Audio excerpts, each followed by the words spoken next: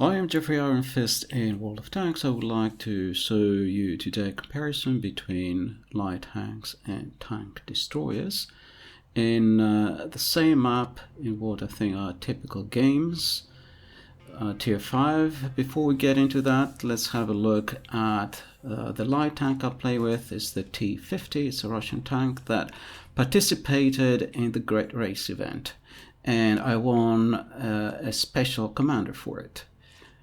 Called Vitaly Olenenko. I also won two other commanders, a German and American one. Here's the German one. I was very happy about winning him because he was the third commander I won, and so I had all three.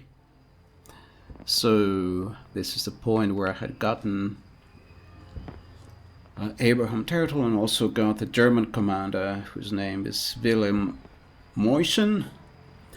In that event, we had also participated in the Grand Prix in a team called the Piston Cup Racers with some Polish guys. One of them was Phantom Soldier PL from a Polish clan.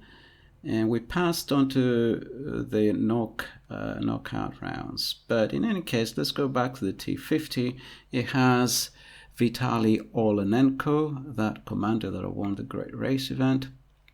It's a tier 5 tank, a Russian tank, and I'll just show you the commander just in case. I just started grinding this tank and I put the commander in it. I haven't played very many battles, so it hasn't gotten very many awards. I'm afraid he's got an Orlik's medal. That's not so bad. A Pascucci's medal. Has got some way to go compared to the German commander of the TD I will show you. So both will be tier 5. And what is the main difference? Basically, in my view, is both have very little armor, both light tanks and TDs at this level. The typical ones have very little armor. One of them has a turret, the light tank, the other one doesn't, but it has a better gun. And the light tank has come on the move, but the TD has more stationary, more camouflage when it's stationary. The armament I just talked about on this light tank is really pathetic. As you saw there, it has a penetration of 90 millimeters and an alpha that is a damage, I think, of 70. So you can see it on the right. So it's really pathetic if you have to use it to cause damage. It's not meant to deal damage, and so what I do with this tank, if I can, is I just take it to a bush and leave it there, basically for as long as possible, until, as long as it's not needed. Sometimes, unfortunately, things go pear-shaped, and then it is needed to do something more than just spot. The TD, however, can go into a bush, not quite so far forward, a little bit further back. It can engage its binocs, still has very good view range, it can spot, and if it has good enough camo, it can also shoot. The disadvantage is it cannot rotate. So if it rotates, it loses its ability, it loses its camo rating, it loses its binocs, the disengage, and so it cannot rotate, and it's very limited. And so for this reason, if you look at the best scores, and maybe I should do a separate video, if you look at the best scores, neither light tanks nor tank destroyers do very well, but especially tank destroyers never show up among the best replays of the best, the best replays you can find on websites. It's usually mediums and heavies. Then occasionally you find some lights. Tank destroyers very rarely do well, really well, and the reason is they're quite situational. They do okay in the average with the average player, if you look at average results, but they never do exceptionally well because they're very situational, and even when they do exceptionally well, they don't do as well as some heavy tanks, for example. And the problem is, you have to stay still. You have to choose a place that has a very wide view of what's going on around you. You have to shoot 300 meters away so you don't get spotted. You may have to back up a little. You cannot, if you move, however, you lose your ability for your binocs and so on, and your camo and things like that. So then, if you get spotted, you have to have an exit route. If you get tracked, you have to be making sure you're pointing at the enemy tanks. You don't get tracked, some random direction. Still, you have to have an escape route. You have to avoid artillery, so you mustn't be in the most obvious place. If you're around some bushes, you need to be somewhere on the high ground to have a good view, but then everyone can shoot you. And so you can see there are very many disadvantages in having a TD that a medium tank or heavy tank player doesn't have to even worry about any of those things. It just moves around, goes behind a building if he has to, then moves around again. It doesn't really, there's a whole layer of things that a tank destroyer player has to think about. And I think this is why these tanks are so hard to play. And light tanks are also very hard to play. About the same level. And part of the reason is that they don't have a very effective gun. They cannot contribute very much. And so the games I will show you will exemplify that. And another thing I'd like to say, perhaps there's room for another video for that. I said something about there's no historical element. These battles are very, they're very arcade-ish. This is a mix of tanks, 5-minute battles. I mean, it's very unrealistic. Everyone rushes and bang, bang, bang, and it's over. It's very different from, let's say, total war battles that can last, in theory, in principle, online battles can last for over half an hour, perhaps up to an hour, even more. And so these battles are just stupid fast, and there's no context. There's nothing else except, in this world except tanks. And everyone has its own agenda, and they're like 15 or 30 people with random agendas, and they do random things, and there's just no cohesion.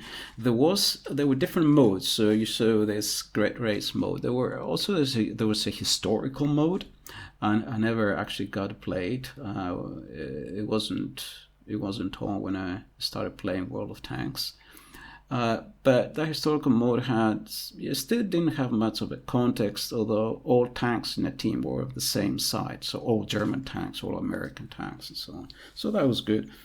But otherwise, it was very similar to this style. No infantry, no anti-tank guns, nothing. Very fast battles, not always very balanced, mix of players, random players. All those other deficits were there. There is, however, a mode which is slightly better, which again I haven't played it. It's a frontline mode, and I'm hoping to start playing it. Unfortunately, although that has a little bit more context, because some airstrikes or something, it has a couple of things like smoke discharges and stuff like that. It's a little bit better marginally, but it's only tier 8. And so all these tanks at tier 8 are post-war tanks, very unhistorical. Most of them are blueprints, designs, or some prototypes, and weird-looking tanks, and they're very boring to play, in my opinion. But I might try it because it seems to have a little bit more context in terms of you have some goals, you're progressing, there's some context in what you're doing. Marginally more context. So let's go now back to our battle and the comparison between the light tanks and the TDs, starting with the T-50, the Russian Tier 5 light tank. So we're in battle. Both battles will be in Malinovka. They're open. It's an open map. It's good for both light tanks and TDs. And both battles I'll show you will be on this map. So we'll start with the light tank. And interestingly enough, both battles are on the same side. So we're starting on the same side. Same side, both tier 5, same map as I said. So here's the tier 50. Up and atom. That's what you say, up and atom. I was wondering for a long time, what is he saying? up and at them. Apparently something that the Duke of Wellington said at the Battle of Waterloo. Said to his soldiers, up and at them, lads. And so I've been wondering forever, what is the commander saying? So this commander is Vitaly Olenenko, and so my binocs engaged in this bush, and I've spotted 5 enemy tanks. The Panzer 4H has come to keep me company, but I have more view range than he has. He's a good player, and he has binocs quite clearly, but so do I, and I have better view range. So the T-50 is quite a good sporting tank. And so all I have to do now is stay in this bush and not do anything. Unfortunately, this is what you're going to witness. This is what a light tank does, I'm afraid. Sits in a bush and sometimes gets blind shot. So does a TD. But hopefully this team isn't so good and maybe they won't blind shoot me. I promise you it won't just be me sitting in a bush for 15 minutes. Okay, so, and there's actually there's a third battle that I'm going to show you at the end, where things really didn't go as well as planned in a light tank, and then you'll see what, you know, what the problems are and so on. And so there are 3 battles, and there's some discussion, my opinions, my views. Okay, I took a shot there. I thought I was safe, and indeed I was. I wasn't spotted. I missed.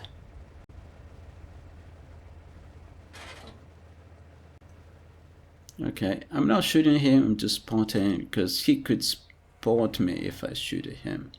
And now we have another tank approaching. Potentially he might spot me.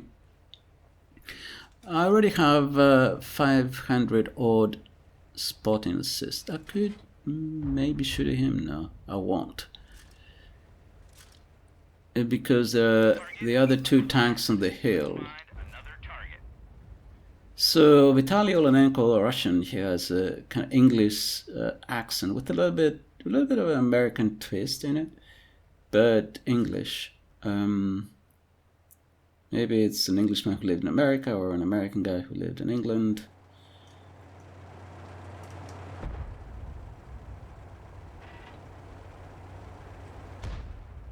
And I quite like this accent. It could be good also for the American commander. I mean, the American commander in game, the voiceover, is from a guy who's clearly over 60 years old.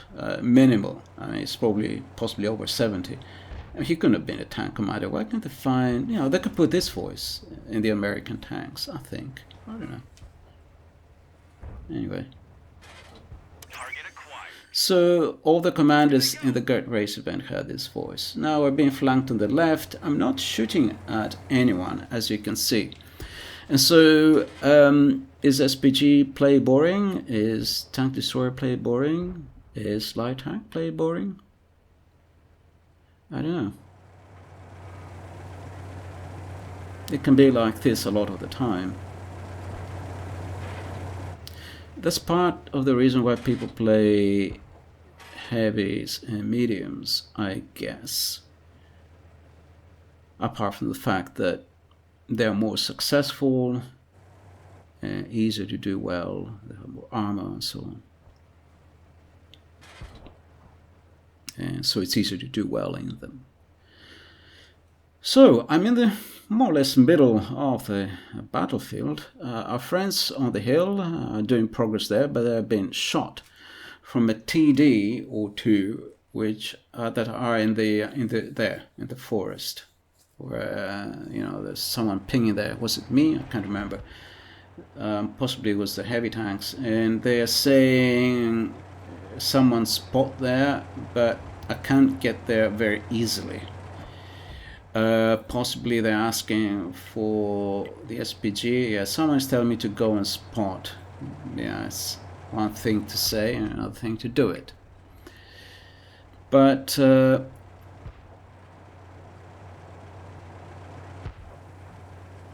there comes a time in the battle There comes the time of the battle where now we're winning 9-5. So I'm feeling relatively safe. There are only 6 enemy tanks alive. Okay, see, I was spotted already. So I was spotted by this medium here, and his light tried to rush me. I survived. Our own arty hit me. No big deal. So what I'm going to do is I'm going to go up on this side. The enemy only has 5 tanks left. There's almost certainly a TD in the forest up in the northeast. Possibly more than just one TD. And their SPGs are there as well. Now what I'm going to do is I'm going to come up here and try to spot. So having spent the first 6 minutes or so of the battle, so spotting passively. Okay, I spot another guy. He was taken out. And I don't know if he spotted me. Who spotted me? Possibly he spotted me. So I want to find out if there's another TD around here. Okay, so I'm dancing around so I don't get shot. If there is another TD in the area, he doesn't have line of sight. Okay, I've been spotted. There's a TD here. Okay, I saw him once, and that was it. Retiring the vehicle. That's it. That was my contribution. So how fun is it to be playing a light tank? Well, I saw another battle, but that battle wasn't fun either. And that explains why it is the least played tank class next to SPGs.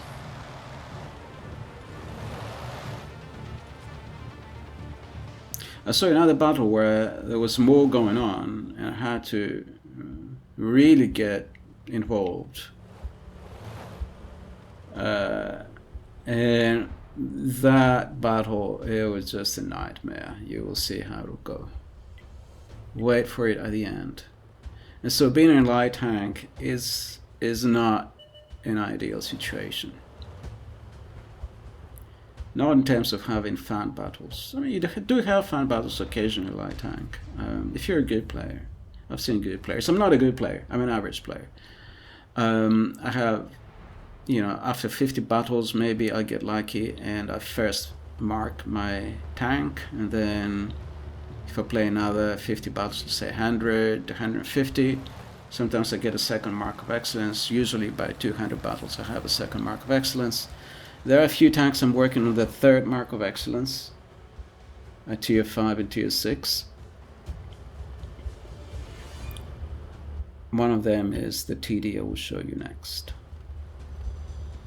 But I'm not a unicorn. It's not that I have 3 marked all my tanks or something like that, like skill or something like that. And so I'm showing you real battles, as I said. Okay, so we found that one tank that was there, as I said, in the forest. And that's the end of the battle.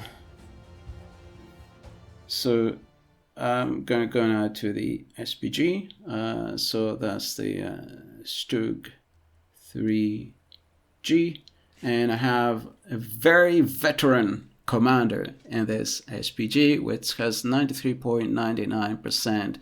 95 will get the third mark of excellence. It has 2 marks of excellence. You can see all the medals this commander has gotten. 3 Top Gun, 21 I think it says, high caliber, and a ton of other medals. He was originally in my Panzerjäger 1, the tier 2 tank, and then he found his way to this tier 5 tank, and I've had him ever since in this tier 5 tank, and I'm trying to 3 mark it now, very close to 3 marking it. I got almost to 95%, but then I kind of lost ground. So I'm going to show you the Panzerjäger 1. Just a minute if I can find it, where this was the tank here. This was a tank he was a commander in, and he had a different face at the time. I changed his face, I put the veteran commander face. So he was the commander originally in this Panzerjäger, which also has lots of, lots of distinctions. And it was a tank I liked playing a lot when I was, when I first started in my first, few thousand games. I was playing it a lot. And I don't play it anymore, not really, very rarely. So let's go back to the Astug 3G. And so I am going to show you now a battle in this tank, and you can decide, is this more or less exciting than the one you last saw? As I said,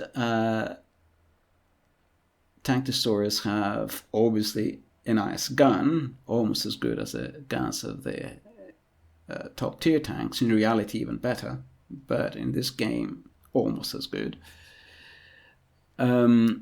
But they're very, very limited. They have very limited gun traverse. If they traverse the hole, then the whole aim circle blooms the size of the sun or the moon or something. It's a huge bloom, and then it takes forever to shrink down so you can re-aim. You lose your camo, you lose your binocs disengage, and of course if you get tracked, then your gun is pointed the wrong direction, and they have all kinds of disadvantages. So you really have to be a long way back, have a view range of about 300 meters. It doesn't help to be any nearer. You have to cover as much ground and expect your enemy to appear 300 meters away, and not next to you, because then it's hopeless. This tank is very slow traversing, or TDs in general. You cannot brawl in them. You have to be 200 meters minimum, 300, 400 meters away from your enemy. So you have to position yourself somewhere high on a hill with a bush, hopefully many bushes, so you don't get blind shot. And so here is the second crew member. He is the gunner. He is called Jäger, so hunter. And Dietrich Schumacher is the driver. And so, after the Formula One racer. So, what was it, Matthias or something? Matthias Jäger or something, I can't remember. Or was it Maximilian Jäger? Maximilian Jäger is the gunner. I changed his name, of course, and Dietrich Schumacher is the driver. So, without more ado, let's have a look at a battle with this tank destroyer with the 2 marks of excellence on its way to the 3rd.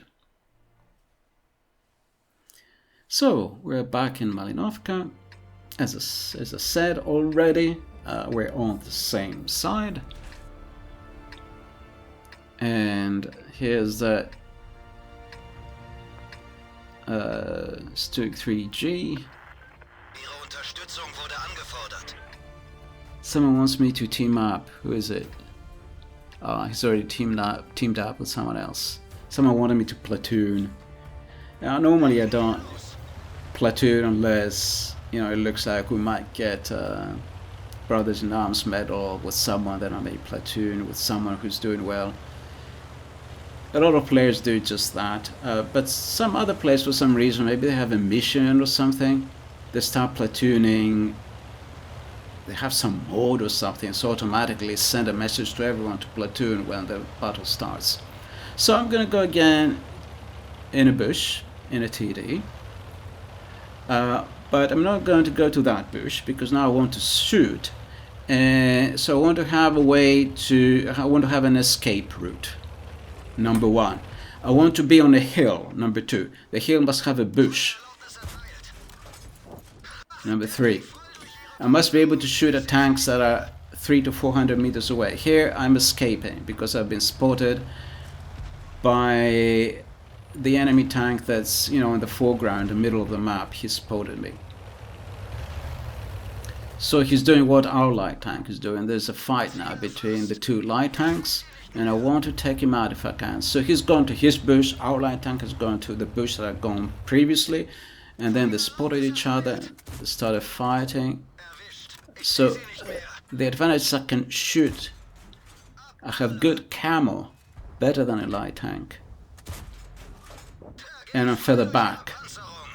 And so sometimes I can shoot and not get spotted, but I need 300, 400 meters range to be confident I will not get spotted. And I can also blind shoot if I have to. And here's one of those things that it's special for TDs. Suppose you have a higher tier tank and it goes stealth. What do? Ideally, you want to hit it in a particular place, the turret or the underbelly or something. But then he may move around, he may go stealth. So what you have to do is you have to track him. So if he goes stealth, he's tracked. And then you have to remember where his, soft spot was and shoot at that place. So you have to mark some place in the bush and remember that's where his soft spot was, whatever it was. His license plate or, something or other, if it's a higher tier tank. Or, a guy with a targeted tank, a medium or heavy, doesn't have to think about those things. It just goes up to them and shoots them. It's very simple. It says, oh, it has, some tanks have, soft spots or something. Yeah, but, it either goes stealth, you're in a TD, you're 400 meters away, and it's higher tier. It's one thing to be, to be able to pop up next to him, in your heavy or medium. Okay, so, anyway. Let's go back into the battle and concentrate. So there come points in the battle where there's a lull in the battle like happens here. And both teams just stay quiet. This is I feel this more historical a little bit. So I like these open maps a little bit more because I feel like it's a more historical pace. It's not some kind of race going on. Here I was double bushed. So I shot him. And I was hoping the AMX would not spot me, and probably the AMX has left. It's not where it is shown on the map, and so he didn't spot me. It was risky, but I had my escape route here. I have to think of an escape route always. I don't know if I hit him here. I might have. I doubt it. And I'm very fortunate because they left me alone, number one. Number two, I'm almost in the middle of the battlefield again, so I have a good position to spot enemy tanks from. And so if you remember in the previous battle, the light tank had 70 damage and about 1600 spotting assist. So here I have already nearly 500 damage and about 200 and something, nearly 300 spotting assists. So and the battle only, it's about halfway through. So my feeling is you do better in SPG. It's the same map, same side, same tier, similar tanks, except that one is it has a slightly better gun but not turret. The other one has a worse gun but has a turret. It has come on the move. But otherwise, they're very similar, these two tanks, in terms of their, their stats and their specs. So I think this is objective, kind of. I mean, you can't judge from one battle. But I feel these are representative battles where things go as planned. So again, we have the hill on the right, and we have one tank that managed to go down. We don't have as big an advantage as we had in the previous battle, and so that's lucky because I'm in a TD, and I feel like I have more of an impact in a TD than in a light tank. Again, I'm not the best player, but as a kind of a slightly better than average player, I feel I can contribute more in a TD, even though it's very situational, because at least it has a decent gun. And so, we reached that point that we had reached in the previous battle, that I cannot spot anyone anymore from my position, and I cannot shoot at anyone. So once again, I'm moving forward, and I'm going to spot for my team.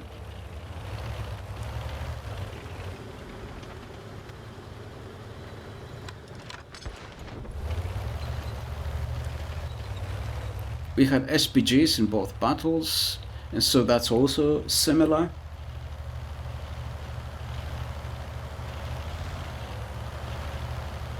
And I'm more or less doing the same thing, very similar to what I did before, as you can see. And ironically, there was a tank here, like there was before. It was quite amazing. And has it spotted me? I'm not really sure. Unfortunately, there's this dead wreck in front of me, and he may spot me now. He may spot me, he may not. Now he's run away. I think it's safe to move. Oh, I knocked down the tree, that's not so good. But I haven't been spotted yet. You can see what an excellent... Got him. So, that was a big relief. Gegen Fasse Gors geschottet. He was the most troublesome, potentially troublesome enemy tank. And he seemed like a decent player, so I'm so glad we took him out. And... I forgot what I said. Yes, this tank has a very, very good camo. You could see it's almost better than the T50, the light tank. Except the light tank has better camo on the move. But once you're stationary and you have your camo net engaged and you don't traverse your tank, this tank has very, very good camo.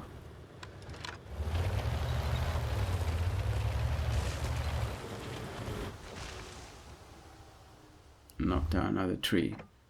Hopefully the SPGs are not looking.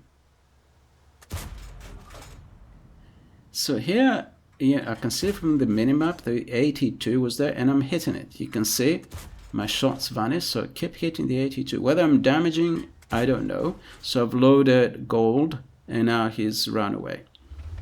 So I've hit it. Whether I damage it, I don't know, because the 82 has a lot of armor. Is it 82 or 88? If it's 88, that's a massive amount of armor. I cannot see because of the low resolution of when I'm making the video. If it's an 88, it has a massive amount of armor, so I doubt it caused it any damage. But we will see in the final results. So I have about 417 damage so far, plus blind shots. So now I'm stalking that M4 and it's been spotted and it's been tracked by the other tank. He was struck by the T-34. Okay, got him.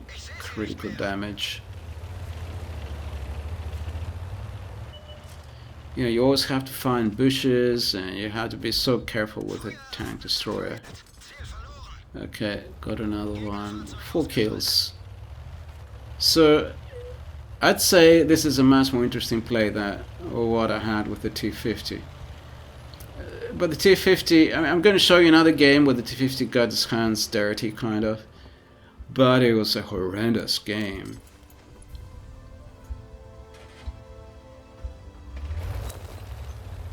Whereas this one, you know, you feel like in a TD, when things going well, you're in control of the situation, you know, if you know your TD. And so now the enemy just has 2 tank destroyers left. And they're all in this part of the battlefield. One is the AT, I think it's an 88. Wow, this is going to be really hard to kill. It has tons of armor. I don't know if I can even pen it with this tank. But anyway. Okay, one of my teammates got shot. This is a much closer battle than the one with the T-50. So here's the tank destroyer, the AT. This is going to be a pain. It has suffered some damage, so maybe it was me, but not a lot of damage. The art is hitting him, and the T-34 has spotted him.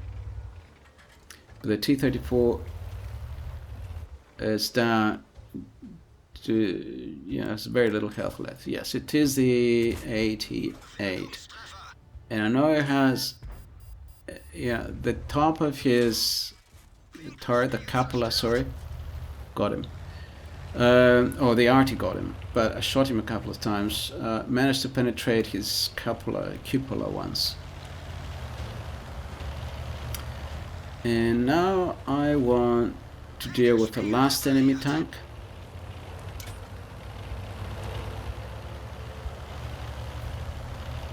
So this is a much closer battle. So we have 2 tanks, the enemy has 1. We also have the SPGs, of course, which, you know, they were helpful. And it's lower tier. Okay, I one shot him. So I was middle tier in this game. And so I was lucky that he was low tier, and I shot his under belly. So I was also, his position was not very good. I was quite lucky there. So yes, I got 1,357 damage. That's reasonably good, and nearly 500 spot and assist though. And Ballast was a better battle, I would say. Although overall the experience was less. No, probably would have been more. I don't have the experience. Anyway, let's go over to the third battle that I promised. So here we have a different map. I'm gonna have the T50 again. My plan is the same as before. I go to a bush where I can spot a lot of enemy tanks and sit there. You know, that's always my plan in light tank, and it's not a very exciting thing to do. But sometimes they won't let you do what you're supposed to do. You know, the enemy team will try to interfere, and your own teammates will not cooperate. And you see exactly that situation here. So I'm heading over to the other side. An AMX, another light, the French tank is following me, and the French TD, the M10. So the 3 of us are going over, and 12 tanks stay on the other side. So I'm racing. Luckily I have Vitaly Olenenko driving commanding the tank, so I'm racing as fast as I can over to my preferred bush on this side.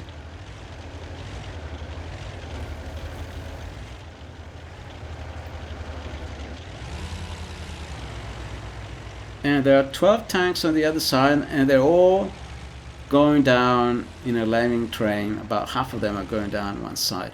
And we have 2 heavy tanks. So their heavy tanks are here. Will someone shoot at them? Because I'm only a light tank. I found my bush. I've done my job. It's your job to shoot. Please. Nobody. Okay, the RT is shooting one of them, luckily, but he's gone stealth. The other one, the KV-85, is coming up towards us. The light tanks are this side. The M10 will try to hit the KV-85. Unfortunately, I can't show you his perspective. So, and he is shooting him, but I think only the M10 is shooting the KV-85, and nobody is spotting the KV-2 because we are stuck in this situation. And the guys from across should have been able to spot him. You know, the M4 or whatever, the T-34, but you know, they have such poor view range, I guess. They don't have binocs, and they don't know. Yeah, it's like the entire team is on the other side, nobody's shooting.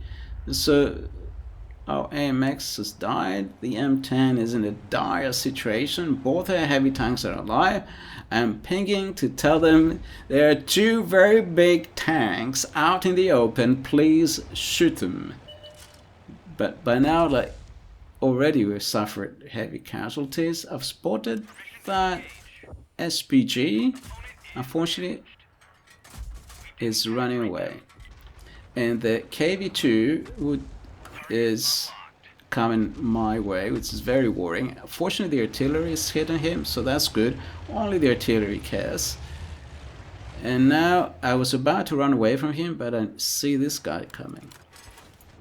The M10 is going to try to take out the KV-2. In the meantime, I was trying to track or shoot this guy. I missed again.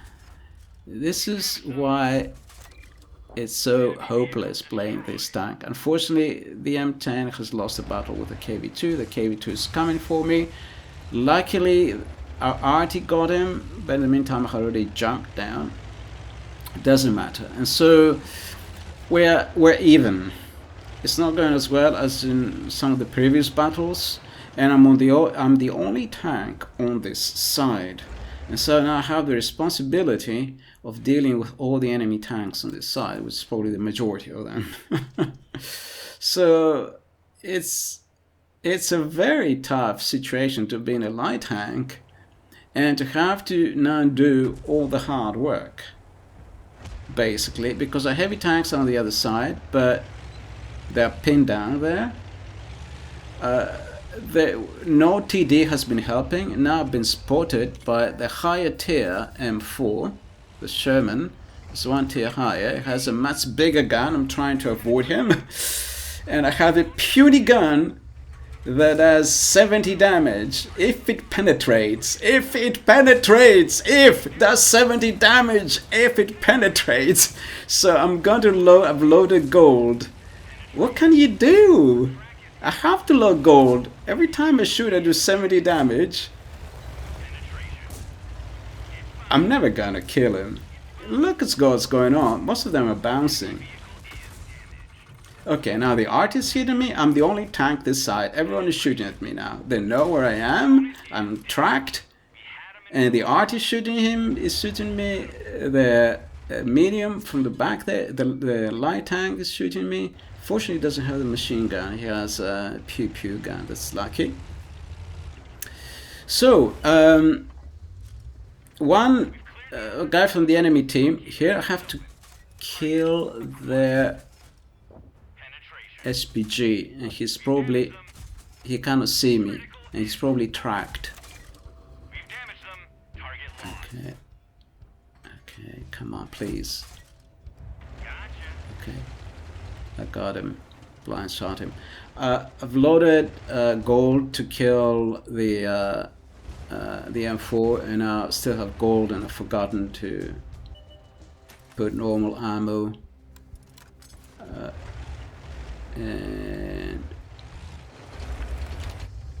And someone after the battle complained. You know, he sent me a message in the chat, said, "You bot, stupid, gold noob, you know, uninstall, whatever," you know, it was going on. God almighty, I mean, the attitude of people in this game, because presumably it was probably the guy in the M4 or the Sherman that was shooting him with gold.